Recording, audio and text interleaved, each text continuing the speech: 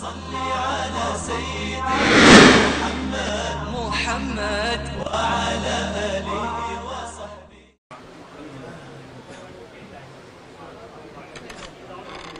معزز حاضرین، کانفرنس اپنے اختتامی مراحل میں ہے اور آپ نے معزز علماء کرام اور مشائخ اعظام کے خطابات سماعت فرمائے ہیں۔ اس وقت ہمارے معزز مہمان گرامی اور ہمارے استاذ گرامی، استاذ العلماء حضرت علامہ پروفیسر مفتی منیب الرحمان صاحب، جو اہل سنت و جماعت مدارس کے پورے پاکستان کے صدر ہیں، صدر تنظیم المدارس اہل سنت پاکستان اور چیئرمین مرکزی رویت الہلال کمیٹی، اس کانفرنس کے لیے ہم نے انہیں پاکستان سے بالخصوص مدعو کیا ہے، اور میں ان سے درخواست کرتا ہوں کہ آج کی کانفرنس کے حوالے سے وہ آپ حضرات سے خصوصی خطاب فرمائیں۔ نعرہ تکبیر، نعرہ رسالت، استاد العلماء حضرت علامہ مفتی منیب الرحمان صاحب۔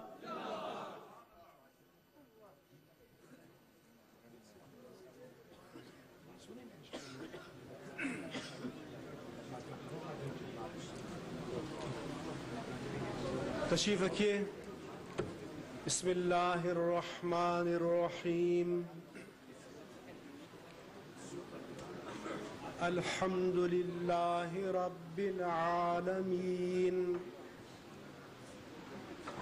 الصلاة والسلام علی رحمت للعالمین، حبیبنا و حبیب رب العالمین، خاتم الانبیاء والمرسلین، امام الاولین والآخرین، سید الرسل والنبیین، سیدنا ومولانا ومأوانا وملجانا محمد وعلى آلہ الطیبین الطاہرین، وعلى صحابته الصدیقین الصادقین، وعلى كل من تبعهم بإحسان إلى يوم الدين۔ اما بعد، اس اجتماع کے مؤسس، داعی، منتظم حضرت علامہ صاحبزادہ سید محمد عرفان مشہدی صاحب دامت برکاتہم العالیہ، مناظر اسلام و مناظر اہل سنت و پیر طریقت،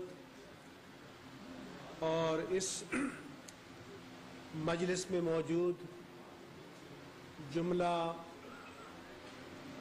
لائق صد احترامات و تکریمات حضرات علماء کرام، مشائخ اعظام اور میرے عزیز دینی بھائیوں، السلام علیکم ورحمۃ اللہ وبرکاتہ۔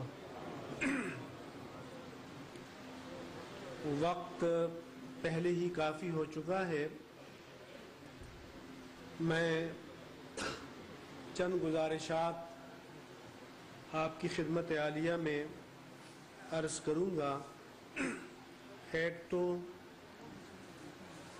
اہل سنت کے لیے یہ بات لائق صد مسرت ہے کہ حضرت علامہ صاحبزادہ سید محمد عرفان مشہدی صاحب دامت برکاتہم العالیہ یہاں برطانیہ میں تشریف فرما ہے اور خارجیت، رافضیت नासिबियत और वहाबियत समेत तमाम फितनों का मुकाबला कर रहे हैं। मेरी दुआ है अल्लाह तबारक व तआला इनके इल्म में, उम्र में, फैज़ान में और सिहत व सलामती में मज़ीद बरक़ात अता फ़रमाए। और इनके पास मैं कहा करता हूँ कि सैयद कार्ड भी है, क्योंकि बाज़ जगह ये कार्ड इस्तेमाल हो जाता है लेकिन शाह साहब के मुकाबिल ये कारगर नहीं हो सकता। इसी तरह से सुन्नी जमीयत अवाम बरतानिया और इस इज्तिमा के तमाम मुंतज़मीन और मुआविनीन को भी हदिया तबरीक पेश करता हूँ और चंद बातें अर्ज़ करूँगा। ये आय मुबारका जो कई हज़रात ने पढ़ी है, सानी असनैन इज़ हुमा फिल गार, यहाँ से लेकर फ़अंज़लल्लाहु सकीनतहु अलैहि, इस आयत में अल्लाह जल्ल शानुहु ने 6 मरतबा अपने हबीब करीम सल्लल्लाहु अलैहि वसल्लम का ज़िक्र फरमाया है और 6 ही बार जनाब सिद्दीक़ अकबर का ज़िक्र फरमाया है। पहला लफ्ज़ सानी हुजूर के लिए, इसनैन में हुजूर मौजूद, हुमा में हुजूर मौजूद, यकूल में मौजूद, साहिब ही की ज़मीर में हुजूर का तज़किरा मौजूद। फिर इसनैन में सिद्दीक़ अकबर मौजूद, हुमा में अल्लाह के हबीब के साथ सिद्दीक़ अकबर मौजूद। और फिर उनका ये इम्तियाज़ है, उनका ये एज़ाज़ है कि वैसे तो 1,40,000 या कमो बेश अस्हाब रसूल तशरीफ़ फरमा रहे, लेकिन कुरान मजीद ने नस के साथ जिसको साहिब कहा वो जनाब सिद्दीक़ अकबर थे और साहिब में मौजूद। और फिर फ़अंज़लल्लाहु सकीनतहु अलैहि में आपका तज़किरा मौजूद। 6 मरतबा अल्लाह ने अपने हबीब का ज़िक्र फरमाया और 6 मरतबा जनाब सिद्दीक़ अकबर का ज़िक्र फरमाया, ताकि पता चले कि जनाब सिद्दीक़ की ज़ात को अल्लाह के हबीब की ज़ात के साथ कितनी क़ुर्बत, कितनी निस्बत और कितना ताल्लुक़ है। आम कायदा ये है कि जब कोई किसी पर तान करे तो वो खुद सफाई पेश करता है, लेकिन अल्लाह की सुन्नत अल्लाह के प्यारे हबीब के लिए ये है कि जब आप पर कोई तान करे तो अल्लाह सफाई पेश करता है।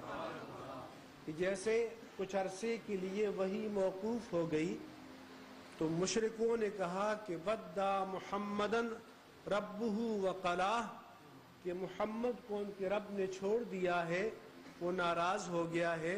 तो बजाय इसके कि आप जवाब देते, रब ने जवाब दिया कि मा वद्दअका रब्बुका व मा क़ला।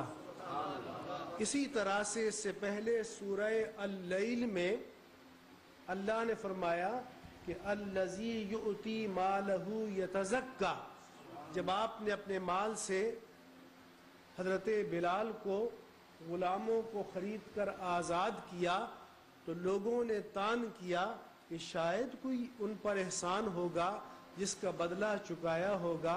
तो रब ने इस तान का जवाब दिया कि माल अहदिन इंदहु मिन नेमतिन तुज्ज़ा।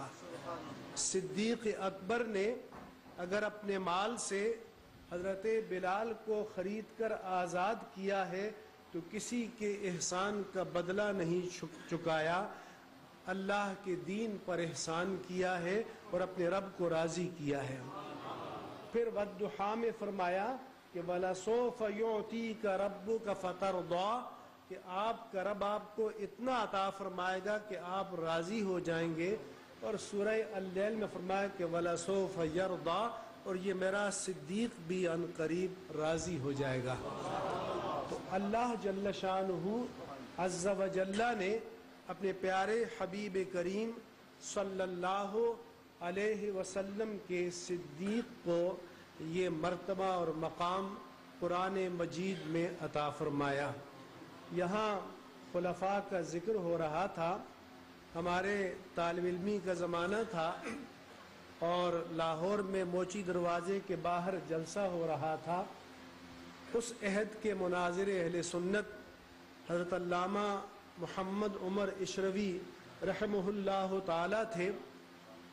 ایک شیعہ عالم حافظ کفایت حسین نے کہا کہ سنی شیعہ بھائی بھائی ہیں، تو انہوں نے جواب دیا کہ ٹھیک ہے، سین اور شین ساتھ ساتھ ہیں، لیکن شین نے 3 نقطوں کا بوجھ اٹھا رکھا ہے، تو اگر شیعہ بھی 3 خلفاء کے بار کو تسلیم کر لے تو بھائی بھائی ہو جائیں گے۔ تو اور ایک بات اور عرض کرتا چلا جاؤں کہ میں ایران گیا تو وہاں ان کے علماء سے ملاقات ہوئی، جس میں ان کے رہبر بھی ہیں خامنائی۔ تو میں نے پوچھا کہ پہلے آپ لوگ اہل سنت کے پیچھے نمازیں نہیں پڑھتے تھے، اور اپنے امام خمینی کے انقلاب کے بعد آپ نے نمازیں پڑھنا شروع کر دیں، تو اپنے لوگوں کو آپ نے مطمئن کیسے کیا؟ تو انہوں نے جواب دیا کہ یہ کہہ کر مطمئن کیا کہ حضرت علی رضی اللہ تعالی عنہ نے خلفائے ثلاثہ کے پیچھے نمازیں پڑھیں، اور پورے سنی اور شیعہ لٹریچر میں ایک بھی شہادت نہیں کہ آپ نے کسی نماز کو دہرایا ہو۔ تو انہوں نے بھی اقرار کیا کہ حضرت علی رضی اللہ تعالی عنہ نے ان خلفاء کی خلافت کو تسلیم کیا، اور اسی لیے حضرت علی کا ارشاد ہے، جب آپ سے پوچھا گیا کہ خلافت صدیق کے بارے میں آپ کا کیا خیال ہے، تو انہوں نے فرمایا کہ جس شخص کو اللہ کے رسول نے ہمارے دین کا امام بنا دیا ہو، اسے ہم اپنی دنیا کا امام کیوں نہ تسلیم کریں۔ تو حضرت صدیق اکبر رضی اللہ تعالی عنہ مسلمہ طور پر اور اجماعی طور پر اس امت کے مقتدا اور اس امت کے امام تھے۔ اللہ کے پیارے حبیب پر جب قرآن نازل ہوا کرتا تھا تو آپ قرآن مجید کی آیات کو یاد کرنے کے شوق میں جلدی جلدی ان کلمات کو دہراتے جو جبریل امین آپ پر القاء کرتے۔ میرے رب کریم نے فرمایا کہ لا تحرک بہ لسانک لتعجل بہ، اے پیارے حبیب میری امانت وحی کو یاد کرنے کے شوق میں اپنی زبان مبارک کو جلد حرکت نہ دیا کیجیے۔ ان علینا جمعہ وقرآنہ، اس قرآن کو آپ کے سینے میں جمع کرنا، محفوظ کرنا اور آپ کی زبان پر جاری کرنا، یہ آپ کا نہیں ہمارا کام ہے۔ فَإِذَا قَرَأْنَاهُ فَاتَّبِعْ قُرْآنَهُ، جب ہم پڑھ لیں یعنی ہمارا بھیجا ہوا فرشتہ پڑھ لے تو آپ اطمینان کے ساتھ پڑھ لیا کیجئے۔ ثُمَّ إِنَّ عَلَيْنَا بَيَانَهُ، پھر اللہ نے فرمایا کہ پھر جس طرح سے اس قرآن مجید کے کلمات ہماری طرف سے آئے، اس کے معنی بھی ہماری طرف سے آئیں گے۔ اور اسی لیے امت کا اجماع ہے کہ قرآن صرف الفاظ کا نام نہیں، قرآن صرف کلمات کا نام نہیں، قرآن الفاظ اور معنی دونوں کے مجموعے کا نام ہے، اور دونوں کو ملا کر قرآن بنتا ہے۔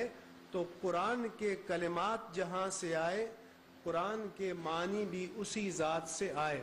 ایک مرتبہ لاہور میں پاکستان ایڈمنسٹریٹو اسٹاف کالج میں گریڈ 20 کے آفیسر ترقی پاتے ہیں، ایلیویٹ ہوتے ہیں، ان کی ٹریننگ ہوتی ہے، تو ایک صاحب نے وہاں پر لیکچر اور ڈسکشن ہوتا ہے، تو کہا کہ مفتی صاحب حدیث کی بات تو یہ ہے کہ ایک نے دوسرے سے کہی، دوسرے نے تیسرے سے، تیسرے نے چوتھے کو، کرتے کرتے 10ویں تک بات پہنچی تو بات کچھ سے کچھ ہو گئی۔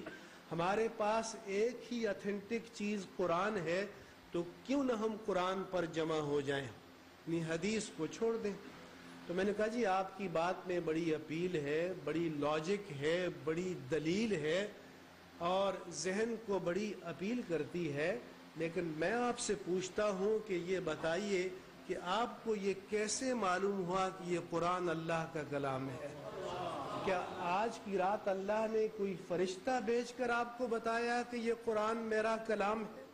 کہ آپ صبح اٹھے تھے تو آپ کے سرانے اللہ کا کوئی اسکرپچر یا نوشتہ لکھا ہوا تھا کہ یہ قرآن میرا کلام ہے؟ تو پھر وہ خاموش ہو گیا۔ تو میں نے کہا سنو کہ جس چین سے اور جس سلسلے سے ہمیں یہ معلوم ہوا کہ قرآن اللہ کا کلام ہے، انہی سے معلوم ہوا کہ حدیث رسول اللہ کا کلام ہے۔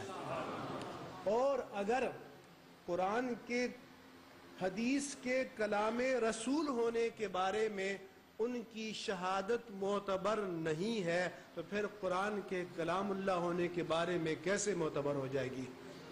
تو اصل جو صحابہ کرام کا مقام ہے کہ وہ قرآن کی حقانیت کی شہادت ہے، وہ اسلام کی حقانیت کی شہادت ہے، وہ رسالت کی حقانیت کی شہادت ہے۔ تو لہٰذا جو ان کی عدالت پر تان کرے، جو ان کی صداقت پر تان کرے، جو ان کی امانت پر تان کرے، جو ان کی شجاعت پر تان کرے، تو وہ ان پر ہی تان نہیں کرتا، پورے دین پر تان کرتا ہے۔ اور صحابہ کرام کو اللہ تبارک و تعالی نے قرآن مجید میں اپنی رضا کی سند عطا فرمائی کہ لقد رضی اللہ عن المؤمنین، کہ اللہ راضی ہو گیا۔ یہ پاسٹ ٹینس ہے، یہ ماضی کا صیغہ ہے۔ پھر اہل بدر کے بارے میں فرمایا کہ اعملوا ما شئتم قد غفرت لکم، تم جو چاہو کرو، میں نے پہلے ہی آلریڈی تمہاری بخشش کا فیصلہ کر دیا ہے۔ تو اب جن کے سے اللہ راضی ہو گیا، جن کی بخشش کا اللہ نے فیصلہ کر دیا، تو اگر کوئی ان میں سے کسی پر بھی تان کرے گا تو وہ قرآن کی حقانیت پر تان کرے گا۔ ان میں سے کسی کے بھی منصب کے بارے میں کوئی کلمہ کہے گا تو وہ قرآن کی صداقت کو رد کرے گا، اور جو قرآن کی صداقت کو رد کرے وہ مسلمان نہیں رہ سکتا۔ حضرت صدیق اکبر رضی اللہ تعالی عنہ کے حوالے سے میں چند باتیں اصولی عرض کرنا چاہتا ہوں کہ ایک تو یہ ہے کہ آج کل لوگ کہتے ہیں کہ یہ ملاؤں نے کوئی ٹھیکہ لے رکھا ہے کہ فلاں کافر ہے، فلاں کافر نہیں ہے، کون کافر ہے، کون مسلمان ہے۔ انہوں نے کوئی دکان سجا رکھی ہے، یہ سرٹیفکیٹ تقسیم کرتے ہیں، ان کے پاس یہ اتھارٹی کہاں سے آئی؟ میں کہتا ہوں کہ یہ کہنا کہ فلاں کافر ہے، فلاں کافر نہیں ہے، یہ خوشی کی بات نہیں ہے۔ یہ کوئی بھی شخص خوشی سے نہیں کرتا، اور کوئی بھی عالم خوشی سے نہیں کرتا، یہ دین کی ضرورت کے تحت کرتا ہے۔ کیوں کرتا ہے؟ کہ آج صدیق اکبر موجود نہیں ہے۔ جب صدیق اکبر تھے اور جب خلیفہ صادق تھے تو یہ فتویٰ انہوں نے اپنے ذمے لیا تھا۔ پھر اسٹیٹ کی ڈیوٹی تھی، پھر ریاست کی ڈیوٹی تھی، پھر خلافت کی ڈیوٹی تھی، پھر امارت کی ڈیوٹی تھی، پھر سربراہ مملکت کی ڈیوٹی تھی کہ وہ کافر کو کافر کہے۔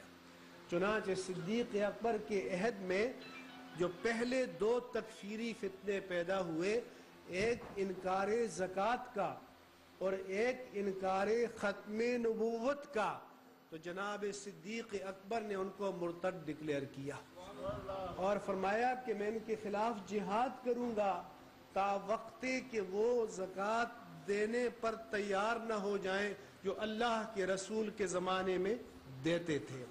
تو چنانچہ منکرین زکوٰۃ کے خلاف بھی جہاد کیا، منکرین ختم نبوت کے خلاف بھی جہاد کیا، اور یہ بتایا کہ یہ اسلامی ریاست کی ذمہ داری ہے کہ کفر کو کفر کہے۔ آج جب ریاست موجود نہیں، آج جب مسلمانوں کا ایسا سربراہ موجود نہیں، تو پھر یہ ذمہ داری ان علماء کو منتقل ہو جاتی ہے، اور ان کی ذمہ داری ہے کہ حق کو باطل سے ممتاز کر دیں، اور ان کی ذمہ داری ہے کہ اسلام کو کفر سے ممتاز کر دیں، اور یہ ان کی ذمہ داری ہے کہ جو اسلام کی حقانیت کو نفاق سے ممتاز کر دیں، اور یہ وہ سنت ہے جو جناب صدیق اکبر رضی اللہ تعالی عنہ نے انجام دی۔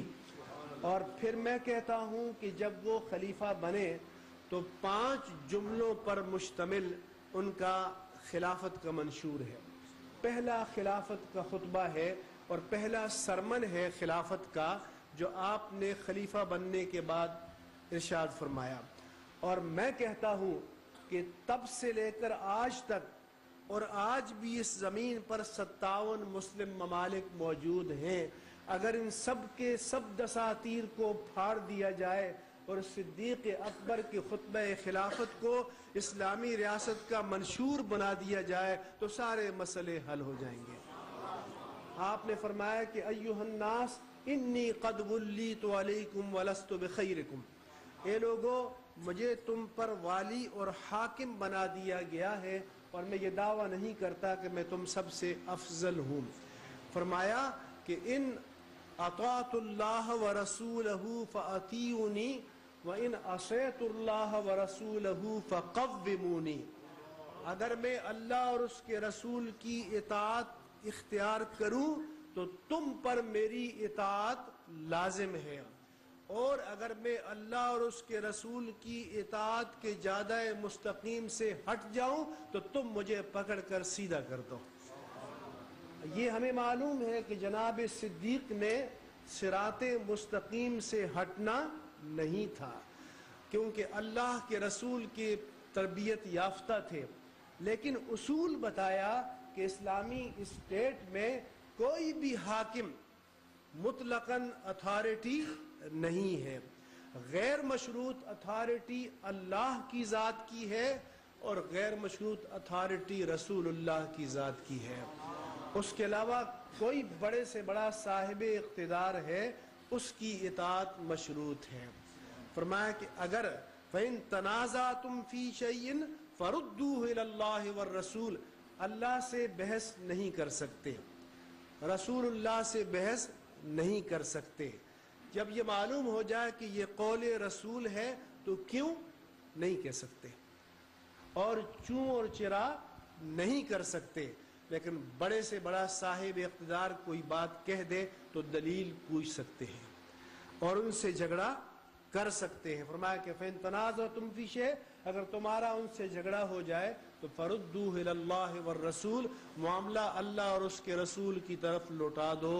اگر حاکم کی بات اس کے مطابق ہے تو وہ قبول کی جائے گی، اور ایک محکوم کی بات اس کے مطابق ہے تو وہ نافذ ہو جائے گی، لیکن اتھارٹی اللہ اور اس کے رسول کی ذات ہے۔ پھر اس کے بعد آپ نے فرمایا کہ الضعیف منکم القوی منکم ضعیف عندی حتی آخذ منہ الحق انشاءاللہ، اور فرمایا کہ والضعیف منکم قوی عندی حتی اعطیہ الحق انشاءاللہ۔ یہاں پر پوری نظام خلافت اور عدالت کی روح موجود ہے۔ آج پاکستان عدالت کے لیے چیخ رہا ہے، آج پاکستان عدل کے لیے فریاد کر رہا ہے۔ تو جناب صدیق نے فرمایا کہ تم میں سے جو طاقتور ہے، جو جتھے والا ہے، جو دادا گیر ہے، جو رسہ گیر ہے، جو اسلحہ اٹھائے ہوئے ہے، جو طاقت کا مظہر بن رہا ہے، فرمایا کہ میری نگاہ میں وہ کمزور ہے تا وقتے کہ اس ظالم سے مظلوم کا حق چھین نہ لوں، اور تم میں سے جو کمزور ہے جس کا حق چھین لیا گیا ہے وہ نگاہ صدیق میں طاقتور ہے تا وقتے کہ ظالم سے اس کا حق چھین کر اس کو لوٹا نہ دو۔ میں کہتا ہوں کہ اگر یہ عدالت ہے تو ریاست کا جواز ہے، اگر یہ معیار عدالت نہیں تو حکومت کا کوئی جواز نہیں ہے۔ ایسے ہر حاکم کی حکومت کو رد کر دینا چاہیے اور ٹھکرا دینا چاہیے جو معیار عدالت صدیق پر قائم نہ رہ سکے۔ پھر آپ نے فرمایا کہ لا تشیع الفاحشۃ فی قوم الا عمهم اللہ بالبلاء، جب کسی قوم میں بے حیائی فروغ پائے گی اس پر بلائیں نازل ہوں گی، اس پر آفتیں نازل ہوں گی، اس پر آزمائشیں نازل ہوں گی، اور آج امت مسلمہ اسی حالت سے دوچار ہے۔ فرمایا کہ لا یدعو قوم الجہاد فی سبیل اللہ الا ضربہم اللہ بالذل، جب مسلمان جہاد کا پرچم چھوڑ دے گا اس پر ذلت مسلط کر دی جائے گی۔ ابھی حدیثیں بیان کی جا رہی تھیں کہ صحابہ ستارے ہیں، جب صحابہ واقعی ستارے تھے تو اسلام کا مقدر آفتاب و مہتاب سے بھی بلند تھا، لیکن آج آپ کے ستارے کون ہیں؟ آج ہمارے نوجوانوں کے ستارے کون ہیں؟ کوئی سٹار ہے، کوئی سپر سٹار ہے، گانے والا، ڈانس کرنے والا، رقص کرنے والا، کھیلنے والا، کھلنڈرا، یہ اس قوم کے نوجوانوں کا سٹار ہے۔ تو جب قوم اللہ کے حبیب کے دیے ہوئے سٹارز کو چھوڑ دے گی اور ناچنے اور گانے والوں کو اپنے مقدر کا سٹار بنائے گی تو پھر تباہی اس کا مقدر ہو جائے گی۔ اگر اس قوم نے پستی سے نکلنا ہے تو ان سٹار کو روند کر ان سٹار سے اپنا رشتہ جوڑنا پڑے گا، ان سٹارز کی محبت کو اپنے دلوں میں بسانا اور سجانا پڑے گا، پھر قوم کو عظمتیں ملیں گی اور قوم کو رفتیں ملیں گی۔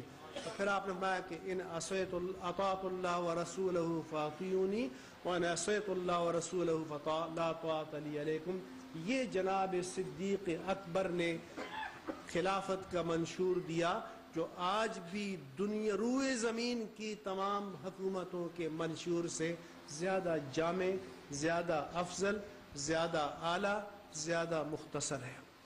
کاش کہ امت اس کو اپنا لے، کاش کہ امت جناب صدیق سے حقیقی معنی میں رشتہ جوڑ لے، لیکن آج نعروں کی حد تک تو ہم ہیں، لیکن حقیقت میں ہمارا رشتہ صدیقیت کے ساتھ، فاروقیت کے ساتھ، اور جناب عثمان کے ساتھ، اور جناب حیدر کرار کے ساتھ نہیں ہے۔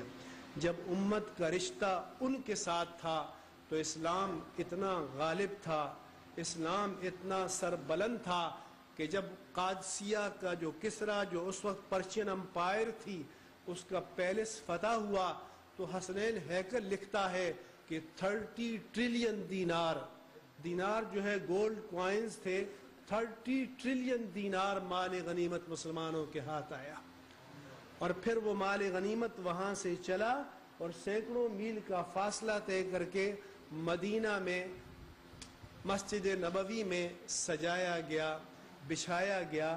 جناب فاروق اعظم خلیفہ وقت تھے، آپ ان پر ہاتھ پھیرتے تھے اور آپ کی آنکھوں سے آنسو جاری تھے۔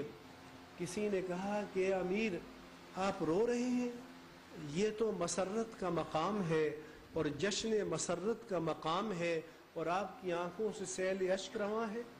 جناب فاروق نے فرمایا کہ یہ آنسو حزن و ملال کے نہیں، یہ آنسو تعصف کے نہیں، یہ آنسو رنج و علم کے نہیں، یہ آنسو بارگاہ الہی میں تشکر کے ہیں۔ کہا کہ میں حیران ہوں کہ یہ سینکڑوں میل کا فاصلہ اونٹوں پر، گھوڑوں پر، بیابانوں میں طے کر کے اس مال کو لے کر وہ لوگ آئے جن کو پہننے کا پورا لباس میسر نہیں، کھانے کے لیے پوری غذا میسر نہیں، اور یہ مال یہاں پر میری نگاہوں کے سامنے ڈھیر ہے، کسی کی نیت میں ذرا بھر فطور نہیں آیا ایک سوئی ادھر سے ادھر نہیں ہوئی۔ حضرت علی مرتضیٰ نے فرمایا کہ اے امیر، سپاہ اس لیے دیانتدار ہیں کہ امیر دیانتدار ہے۔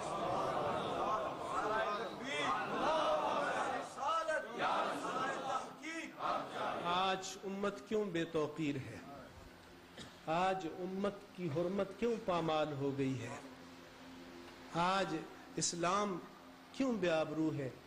اس لیے کہ آج امت کے اقتدار کی امانت امینوں کے پاس نہیں ہے، ظالموں کے پاس ہے، خائنوں کے پاس ہے، جابروں کے پاس ہے، اور اس لیے اسلام بھی کی آبرو بھی پامال ہو رہی ہے اور علماء مصطفیٰ کی آبرو بھی پامال ہو رہی ہے۔ امانت کی حفاظت کے لیے آخری دو باتیں کہوں گا جو قرآن نے ہمیں بتائی ہیں، کہ ایک تو حضرت موسیٰ علیہ السلام جا رہے ہیں اور ایک پانی کی گھاٹ پر جاتے ہیں اور دو بچیاں عفت اور حیا سے ان کی وجود بھرا ہوا ہے، الگ بیٹھی ہیں، لچے لفنگے بدماش پانی بھر رہے ہیں۔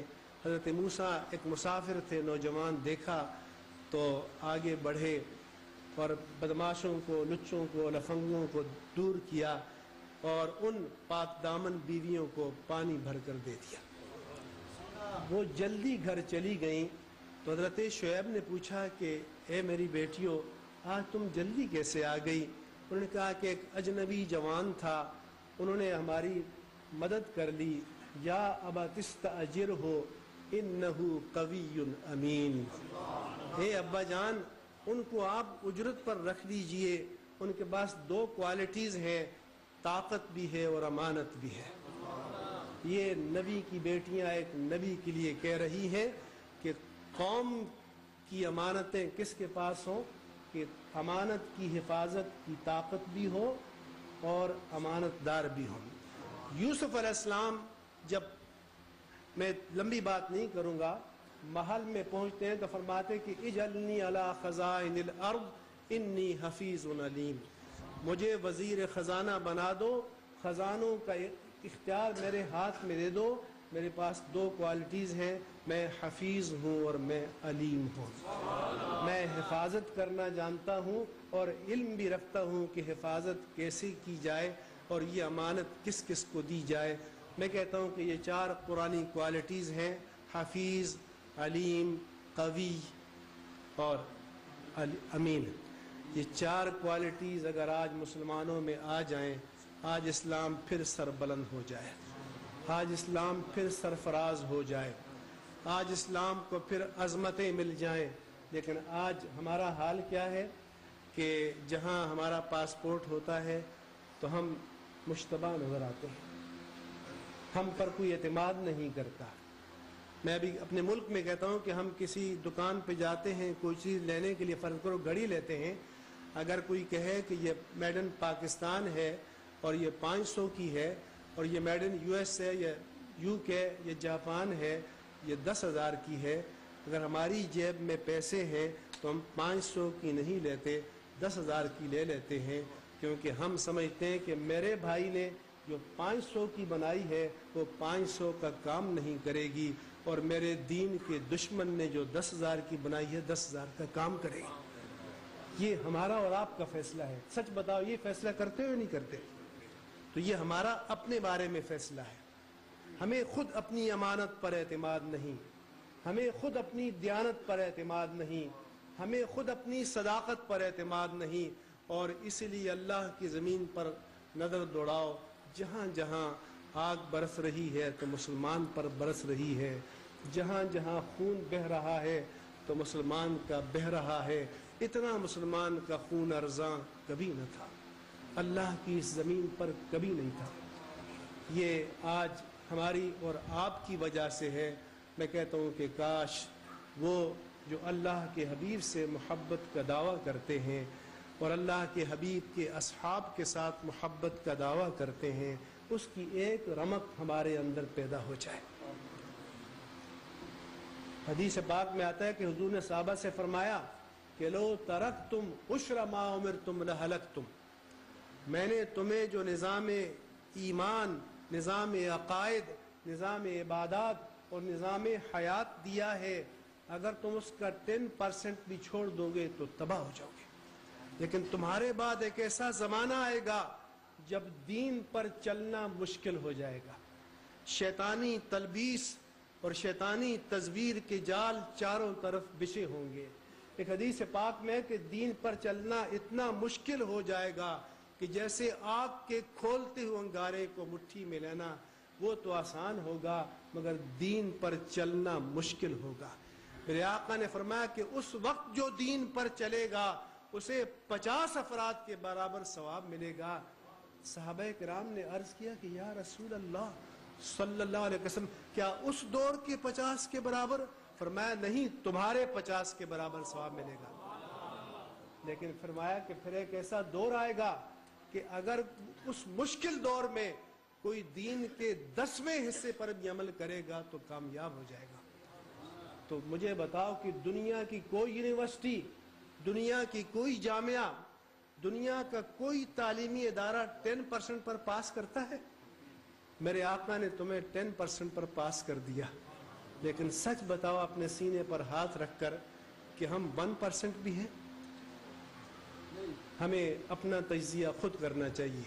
حضور نے فرمایا کہ طوبیٰ لمن رآنی و آمن بی، جو مجھے دیکھ کر مجھ پر ایمان لایا اس کے لیے ایک بشارت ہو، وطوبیٰ 7 مرات لمن لم یرنی و آمن بی، جو بن دیکھے مجھ پر ایمان لایا اس کے لیے 7 بشارتیں ہوں۔